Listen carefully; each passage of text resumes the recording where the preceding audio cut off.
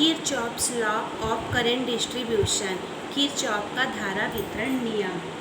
तो ओम के नियम की सहायता से हम लोग क्या करते हैं, किसी भी सरल विद्युत परिपथों या नेटवर्कों से संबंधित समस्याओं को क्या किया जाता है, हल किया जाता है। लेकिन जटिल विद्युत परिपथों एवं नेटवर्कों से संबंधित समस्याओं को हल करने में ओम का नियम असुविधाजनक होता है। तो हम लोग जटिल परिपथों और नेटवर्कों से संबंधित समस्याओं को हल करने के लिए जर्मन भौतिकविद गुस्ताव रॉबर्ट किरचॉफ ने, इस वैज्ञानिक का नाम है गुस्ताव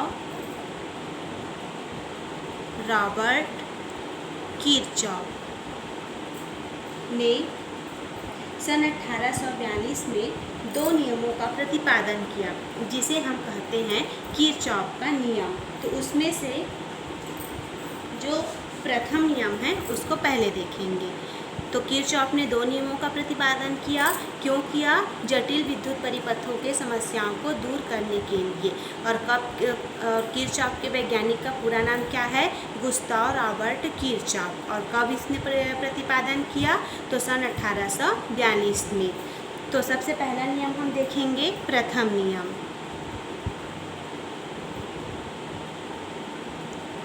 इसको हम लोग संधि नियम भी कहते हैं। प्रथम नियम को संधि नियम, इसको इंग्लिश में बोल सकते हैं फर्स्ट लॉ या फिर जंक्शन लॉ।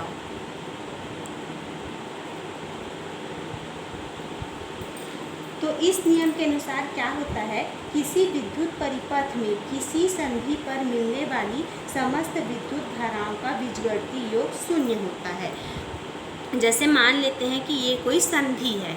अब इस संधि पर क्या हो रही है, कोई धारा आ रही होगी तो कोई धारा क्या होगी, जा रही होगी। तो यहाँ पर जो आने वाली और जाने वाली समस्त धाराओं का बीजगणितीय योग किसके बराबर होता है? शून्य के बराबर होता है। तो मैथमेटिकल रूप में इसको कैसे लिख सकते हैं हम लोग? Summation i = 0। मान लेते हैं O क्या है, एक संधि है और इसमें क्या है, ये जो धारा I1 है ये आ रही है। और मान लेते हैं कि ये जो धारा I2 है ये संधि से दूर जा रही है। तो ये जाने का निशान है एरो का, और ये क्या है, आने का, संधि की ओर आने का। मान लेते हैं यहाँ पर I3 धारा है वो संधि की ओर आ रही है और I4 धारा संधि से दूर जा रही है। तो इसको हम लोग कैसे लिख सकते हैं? संधि की ओर आने वाली धारा धनात्मक होती है, तो कैसे लिखेंगे? I1। संधि से दूर जाने वाली धारा ऋणात्मक होती है, तो यहाँ पर क्या लिखेंगे? -I2। ये क्या हो रहा है, संधि की ओर आ रही है I3 धारा, तो क्या हो जाएगा? +I3। और I4 धारा संधि से दूर जा रही है तो क्या हो जाएगा? -I4। इस नियम के अनुसार क्या होता है, समस्त धाराओं का बीजगणितीय योग शून्य के बराबर होता है। तो इस भांति इसको लिखेंगे या फिर इसको पक्षांतर करेंगे तो I1 + I3 = क्या हो जाएगा? माइनस उधर जाके +I2 + I4। तो इस प्रकार से इस नियम, इसके अनुसार और क्या नियम निकलेगा कि किसी विद्युत परिपथ में किसी संधि पर प्रवेश करने वाली धाराओं का योग उससे निकलने वाली धाराओं के योग के क्या होता है, बराबर होता है। तो ये क्या है, किरचॉफ का प्रथम नियम या संधि का नियम। अब हम देखेंगे दूसरा, द्वितीय नियम।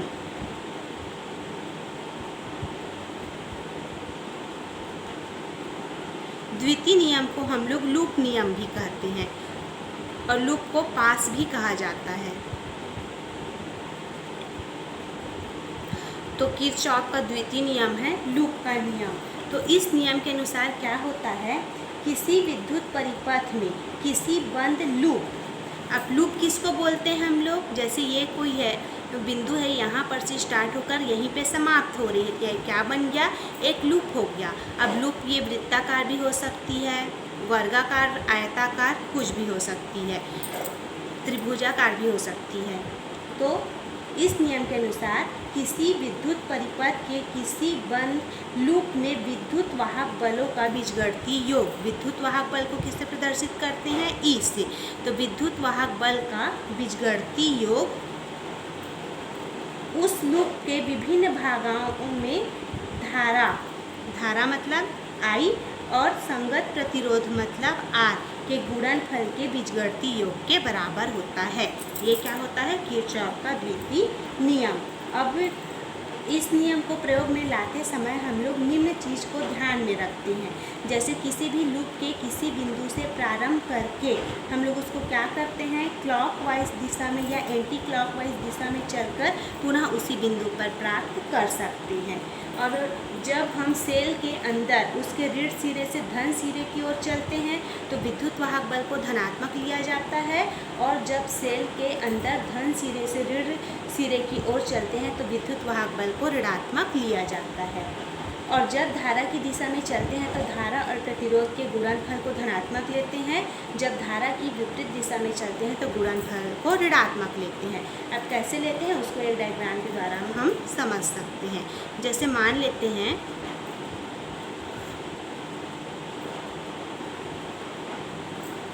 यहाँ पर A B C D A एक लूप हुआ, उसी प्रकार से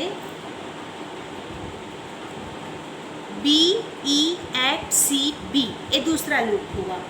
अब यहाँ पर क्या है, सेल का बात कर रहे हैं, तो सेल कैसे बनती है, विद्युत वाहक बल और आंतरिक प्रतिरोध से। ये प्लस माइनस, इसको मान लेते हैं E1, यहाँ पर एक सेल लगा देते हैं प्लस माइनस, इसको मान लेते हैं E2, और ये क्या है, आंतरिक प्रतिरोध R।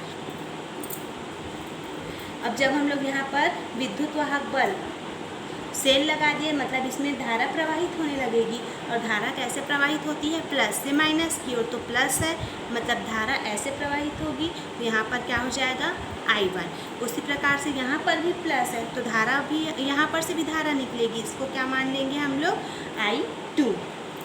तो मान लेते हैं कि यहाँ पर क्या है, विद्युत परिपथ में दो loop A B C D A पहला लूप हुआ, और दूसरा लूप कौन सा है, B E F C B ये दूसरा लूप है। अब हम लोग सबसे पहले क्या करते हैं, जो हमारा A B C D A loop है इसमें हम लोग किरचॉफ का द्वितीय नियम लगाते हैं। तो किरचॉफ का द्वितीय नियम क्या होता है, कुल विद्युत वाहक बल लेफ्ट साइड में, तो कुल विद्युत वाहक बल को पहले निकालेंगे। तो कुल विद्युत वाहक बल सबसे पहले E1 प्लस से हमारी धारा इस ओर आ रही है, लेकिन ये एरो का निशान कैसा है, विपरीत है, इसलिए अगर हम लोग कुल विद्युत वाहक बल निकालेंगे तो प्लस E2 के जगह यहाँ पर क्या हो जाएगा, माइनस E2 इक्वल। अब राइट साइड में कुल धारा और प्रतिरोध का गुणनफल, तो जो हमारा पहला है उसमें बहने वाली मतलब प्रतिरोध क्या है, यहाँ पर R है, और यहाँ पर प्रतिरोध क्या है, यहाँ पर भी R है। इसको हम लोग क्या मान सकते हैं, R1 और R2। तो यहाँ पर क्या हो जाएगी, बहने वाली धारा I1 है और प्रतिरोध क्या है, R1, इसका गुणनफल हो जाएगा। फिर यहाँ पर विपरीत दिशा है और इसमें बहने वाली धारा क्या है, I2, और इसका प्रतिरोध क्या हो जाएगा, R2। इस भांति किसका निकलेगा, ये हमारा loop A B C D A का। उसी प्रकार से हम दूसरा लूप का निकालेंगे। दूसरा लूप क्या है, B E F C B loop में हम लोग किरचॉफ का द्वितीय नियम लगाएंगे। तो यहाँ पर देखिए विद्युत वाहक बल एक ही है, इस वाले लूप में विद्युत वाहक बल कितना है, एक ही है, वो क्या है, E2। तो E2 इक्वल टू क्या हो जाएगा, कौन सी धारा बह रही है, यहाँ पर I2 धारा बह रही है, और हमारा क्या बोलते हैं, प्रतिरोध क्या है, R2। अब देखिए यहाँ पर से A से इसी रेखा में I1 धारा भी प्रवाहित हो रही है, और इसी रेखा में I2 धारा भी प्रवाहित हो रही है, मतलब B E F C में यहाँ पर B से F में और कौन सी धारा प्रवाहित होगी, I1 प्लस I2। और मान लेते हैं यहाँ पर का धारा प्रवाहित हो रही है, यहाँ पर प्रतिरोध है R3। तो प्लस यहाँ पर हम लोग क्या लिख सकते हैं, देखो एरो का निशान इधर फिर इस ओर है, मतलब यहाँ पर प्लस आएगा।